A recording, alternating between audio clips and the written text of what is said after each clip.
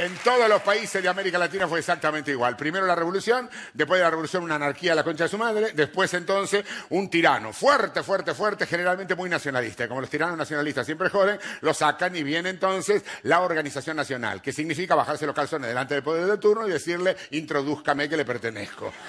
Quiero pertenecer al bloque, o quiero que me ponga al bloque, no se sabe bien cómo es la cosa. Y acá fue exactamente igual. A partir del año 1853, después de la batalla de Caseros, se empieza a organizar un país, y se organiza un modelo de país que te puede gustar o no gustar, pero lo que sí seguro era un modelo muy claro, no este cachivache que venimos soportando hace más de 40 años, no sabemos qué carajo somos. En aquella época se sentaron cimientos, algunos buenos, otros malos, pero el de la educación, por ejemplo, fue inobjetable. Este país fue el país más alfabetizado de toda el área durante más de 170 años y se lo debe al plan que hizo Domingo Faustino Sarmiento, una persona absolutamente controversial, una persona absolutamente discutible, pero que en eso no se le puede negar. Trajo maestras de todas partes del mundo, abrió escuela hasta el último rincón del país y así se empezó la educación argentina. Y lo hizo en medio de la barbarie, del quilombo, en el año 1860, sin una sola computadora. Cuando lo comparo con estas pajeras y estos pelotudos que en los consejos de pedagógicos, llenos de computadoras y con la concha de Pestalozzi y la mierda de Piaget, lo único que hicieron fue el sistema educativo que terminó por sumir en la ignorancia y en el desastre y en el alfabetismo a la República Argentina. No tengo más que darle un aplauso a Domingo Faustino Sarmiento porque se lo merece. Y así vino el siglo XIX. Pero el siglo XX empezó. El siglo XX empezó con inmigrantes y bronca en el conventillo. Vamos al siglo XX, vamos, pinguito. Hace 30 años que vengo diciendo las mismas cosas. Cambian los pecadores, pero los pecados no. Los intendentes y concejales son distintos, pero las cañotas son las mismas. Los ministros y funcionarios entran y salen, pero la corrupción firme. Los legisladores se renuevan, pero los bochornos siguen. Los presidentes pasan, pero las calamidades quedan. Lo que no cambia es la gente del populorium, siempre la misma y siempre jodida, aunque yo prefiero esto que los comunicados del 1 al 1000. Lo que quiero decir es que no puedo evitar que las cosas me suenen a repetidas, y eso no es nada. Yo las digo, me miran, se cagan un poquitito de risa y ponen el fútbol. El problema es que esta historia de siempre lo mismo, con esta manía del doble discurso entre lo que hacen y lo que dicen, es que los destinatarios del discurso, los giles, nos estamos pudriendo de que nos den el chupetín cambiado. Tanto verso nos vendieron que ya no le creemos ni a los semáforos. Vos podés ir en cara por cualquier motivo, incluso podés ir en cara sin ningún motivo. Pero por corrupto jamás. El que sí va en cara es el ladrón de gallinas. Lo que no se sabe es si va en cara por chorro o va en cara por boludo, eso es lo que no se sabe. Pero el otro, el grande nunca, pilas de denuncias, montones de defraudaciones, negociados, lo que vos quieras, procesados a carradas. Y un solo tipo en cana, escuche, uno solo.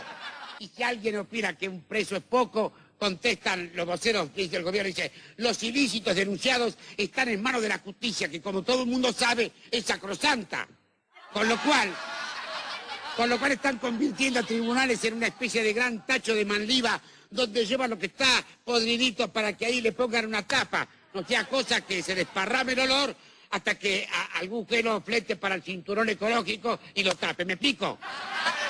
Y como mientras la señora justicia no se expida, son inocentes, no importa si están imputados, procesados o sospechados. Ellos siguen como funcionarios e incluso hasta pueden ser ascendidos. Y al que no le guste a quejar a la merda, a quejarse. Pero atención que esto de la crisis de los dirigentes no es solo para los políticos, también le toca a los empresarios que para compensar el costo argentino se embolsan el beneficio argentino, que viene a ser la cantidad de guita que hacen con los peajes, las privatizaciones o las concesiones, y que no podrían hacer en ningún otro lugar de la galaxia. No importa si para eso tiene que coimear a medio gobierno, rifar a la vieja o vender chorizo envenenado. Hacer guita no es lo más importante, es lo único importante. Y también le toca a los dirigentes gremiales, rajan a 20.000 tipos de un plumazo, ellos dicen que están analizando los cursos de acción a seguir. Menos mal. ¿Cómo cambian los muchachos? Sí, por Dios que me has dado, que estoy tan cambiado, no sé más quién soy. El malevaje extrañado, vea, en época de Alfonsín, vos mirabas torcido a un laburante, te comías un paro general de un saque.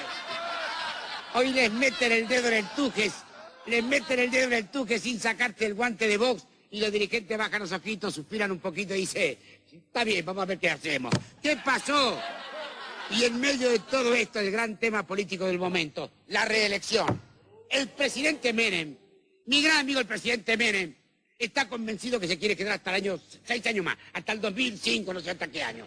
Algunos preguntan, ¿para qué? ¿Para qué se quiere quedar si ya vendió todo? No se sabe. Pero el problema no es que lo reelijan a él, sino que el problema es que no viene solo. Es como el bife de chorizo. La diferencia es que en lugar de salir con fritas, sale con amigos. Y a los amigos del presidente ya los conocemos. Son como los patitos. Un pasito, una cagadita. Otro pasito, otra cagadita. No importa dónde. Puede ser aquí, o en el Paraguay como Rubén Buscapié Cardoso, o en Chile como Espinosa Melo, o en Alemania que no sé cómo se llama. Pero no hay caso. No aprende que los amigos están para jugar de amigos y no de funcionarios patitos. Esto no parece joda, es joda. Entonces la gente se cansa de siempre lo mismo y por eso los diarios deciden dedicarle más espacio al fútbol, a los del gatillo fácil, a la familia real británica y al precio de la escarola. Todas cosas mucho menos dañinas para la salud. Pero como no hay peor sordo que el sordo, los amigos insisten en que todos los que están en contra de Carlos Saúl I, en realidad están en contra de la patria. Miren, yo quiero a Berta, quiero a mis hijos, los amo.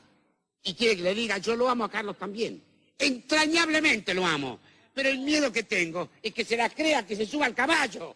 No hay que olvidar que el poder corrompe y el poder absoluto corrompe absolutamente. Por eso, mis queridos orejones del tarro, no se descuiden. No le den la espalda a nadie ni se agachen si ven una moneda en el suelo porque estamos viviendo en una época en donde los rengos le ganan a los avestruces. Así que a seguir laburando, atenta a la neurona, verbú con papas fritas y... ¡Good show!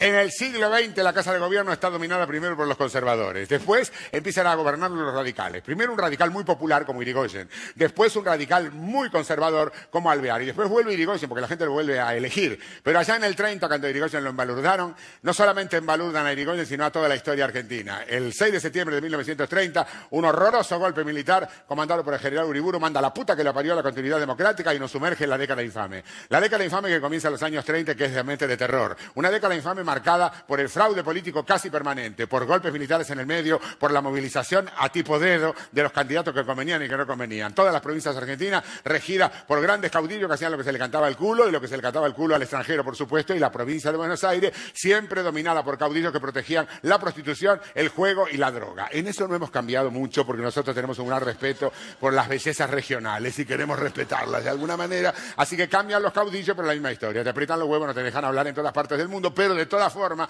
acá lo hicimos y lo hicieron violentamente. Claro que también hubo una parte positiva. Cientos de miles de inmigrantes de todas partes de Europa, sobre todo, vinieron a engrandecer esta República Argentina. Les parecía un paraíso, porque de verdad lo era. Acá podían comer y aunque no ganaran demasiado en las fábricas bastante pestilentes, no importa. Al lado del horror de Europa, esto era una maravilla. Y engrandecieron nuestro país y engrandecieron nuestra cultura y los pudimos recibir y fue una de las pocas cosas importantes de aquella década, porque lo demás fue Patagonia rebelde, quilombo, desastre y sobre todo venta. Vendieron en el país de una manera asquerosa e inmunda, pero sin vergüenza alguna. Claro, algunos se daban cuenta y algunos legisladores iban al Senado de la Nación y denunciaban las ventas, los mataban a balazos, asesinatos en el Senado de la Nación, crímenes políticos, fraude electoral, desastre, horror, quilombo y dictadura. En el medio de ese quilombo, ya al final de esa década, en el 39, se declara la Segunda Guerra Mundial. ¿Sabe que la Segunda Guerra Mundial era Hitler contra los aliados? ¿De qué lado se pone la Argentina? Del lado de Hitler, como corresponde. Pero no lo vamos a admitir nunca, de ninguna manera, así como somos neutrales, pero nuestros militares miran con simpatía a Hitler, hasta que Hitler empieza a perder. Cuando se dan cuenta que Hitler la tiene perdida, ahí nos cambiamos de bando y declaramos la guerra a Hitler cuando faltan 5 minutos para que lo echen. Una vergüenza total y absoluta con una moral recta o el recto de la moral, no se sabe muy bien.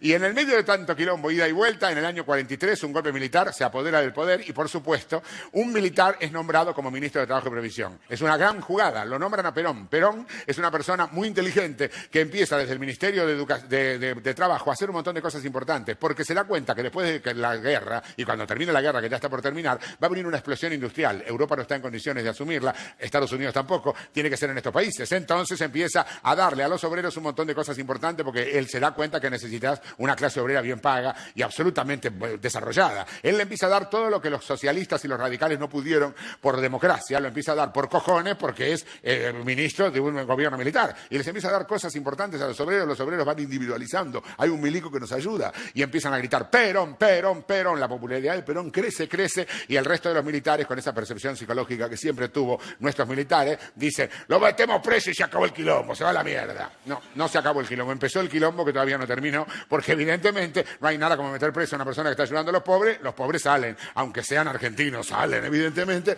y allá en el año 1945, con Perón preso, toda la gente bajó a la Plaza de Mayo sin que el choripán, sin que lo llevara nadie, se lo llevó su deseo, y gritaron Perón, Perón, libertad, Perón, lo tuvieron que dejar libre. Cuando en el año 46 Perón se presenta a elecciones, gana por muerte y sin ningún tipo de fraude, y cuando gana empieza a hacer cosas muy importantes para la clase obrera, y con todo lo que tenía el país, porque el país tenía mucha reserva, porque era un país muy rico con un pueblo bastante pobre, empieza a poner toda esa reserva en levantar la vida de la clase obrera, que llega a su momento más grande. Evita ayuda mucho con su obra social, y cuando después que Evita se muere, viene la segunda presidencia de Perón, y ahí ya se empieza a resquebrajar el modelo. Ahí se empieza a acabar la plata, ahí algunos sindicatos empiezan a protestar, ahí viene una inflación que se ve venir en cualquier momento. Se hubiera ido a la mierda solo, Perón se hubiera desgastado como siempre se desgasta el poder. Los militares argentinos, con su percepción psicológica, le hicieron un golpe militar en el año 1955 para echarlo cuando faltaban 2 años para que terminara. Le hicieron un golpe militar en septiembre del 55, pero hubo una previa, el 16 de junio de 1955, para forzar a Perón a que se vaya. Bombardearon la Plaza de Mayo en hora pico a las 12 de mediodía, un día laborable jueves. Eso es algo que no te entra en la cabeza, porque si lo querés matar a Perón, mátalo a Perón. Si querés hacer una cosa simbólica, hacerlo a las 2 de la mañana, 3 de la mañana, que no hay un arma por la Plaza de Mayo. No, un día laborable a las 12 de mediodía, matando gente que no eran peronistas ni nada, era gente que estaba saliendo de los ministerios a tomar algo, porque era la hora del almuerzo, a ir a hacer un depósito bancario, a pasear el perro. Los cagaron y los hicieron mierda, y yo sé perfectamente de lo que hablo, porque yo tenía 15 años en ese momento y estaba en tercer año del colegio secundario, y me mandaron la última hora, que tenían costumbre, a mandarnos a hacer algún trabajo a la Biblioteca Nacional. Yo, como vi que el clima estaba revuelto, me fui para mi casa, y no subí al colectivo, el colectivo que después vivo absolutamente bombardeado, en el diario del día siguiente, hecho concha por una de las bombas maravillosas de esas Fuerzas Armadas a la que yo, mi abuelo y mi bisabuelo le habíamos pagado los impuestos. O sea, cagaron a la gente sin saber si era peronista ni nada,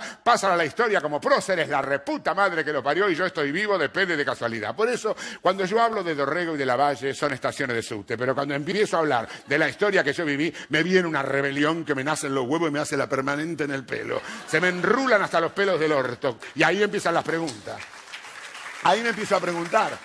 Y me empiezo a preguntar lo que no tiene respuesta. ¿Por qué tan boludos? ¿Por qué tan idiotas? ¿Por qué un ejército de mierda? ¿Por qué una iglesia tan sorete? ¿Por qué unos radicales tan pajeros? ¿Por qué esta mierda de peronismo que no la entienden ni ellos? ¿Por qué habernos tomado a la tremenda un país maravilloso para vivir en paz y en democracia con toda la riqueza que Dios nos dio? ¿Por qué tan boludos? ¿Por qué tan fascistas? ¿Por qué tan fascistas los que hacen la revolución? ¿Y por qué tan hijos de puta los que golpeamos la puerta de los cuarteles? ¿Por qué los que no sabemos vivir en democracia? ¿Por qué? ¿Por qué? Y no hay nada. ¿A quién se lo voy a preguntar? ¿A este pobre desgraciado?